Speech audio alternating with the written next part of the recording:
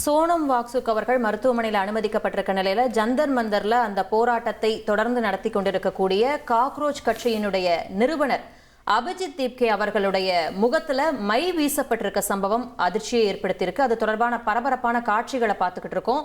அந்த இடமே ஒரு கலவரம் போல காட்சி அளிக்குது. எதனால இது மை வீசப்பட்டது, யார் இந்த வேலையை செஞ்சது அப்படின்னு பல கேள்விகள் இருக்கு. இது தொடர்பான விரிவான தகவல்களை நம்ம செய்தியாளர் ரமேஷ்குமார் அவர்கள் கிட்ட கேட்டு தெரிஞ்சுக்கலாம். வணக்கம் ரமேஷ், யார் அபிஜித் தீப்கேவுடைய முகத்துல மை வீசினது, என்ன காரணம், இது தொடர்பான விரிவான தகவல்களை பதிவு பண்ணுங்க.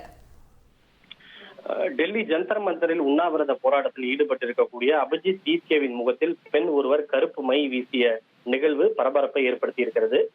சோனம் வாங்சக் இன்று காலை வலுக்கட்டாயமாக அப்புறப்படுத்தப்பட்டு மருத்துவமனையிலே அனுமதிக்கப்பட்டிருக்கிறார். அதனைத் தொடர்ந்து அவருக்கு பதிலாக தான் இன்று முதல் காலவரையற்ற உண்ணாவிரத போராட்டத்தில் ஈடுபட போவதாக அபிஜித் தீப்கே, அதாவது காக்ரோச் ஜனதா பார்ட்டியினுடைய நிறுவனர் அறிவித்தார்.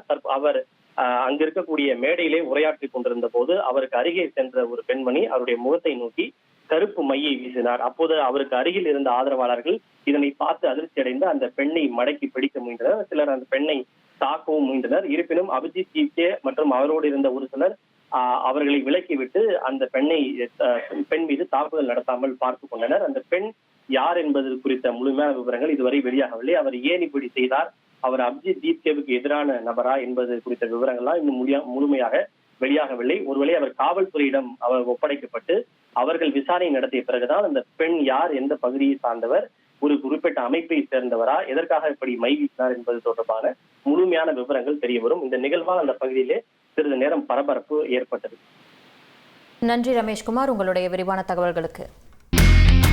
இனி செல்லும் இடமெல்லாம் செய்தி. தந்தை டிவியின் வாட்ஸ்அப் சேனலை ஃபாலோ பண்ணினா செல்ல இருக்கும் இடமெல்லாம் செய்தி. இதோ QR கோட் இப்பவே ஸ்கேன் பண்ணுங்க, ஃபாலோ பண்ணுங்க.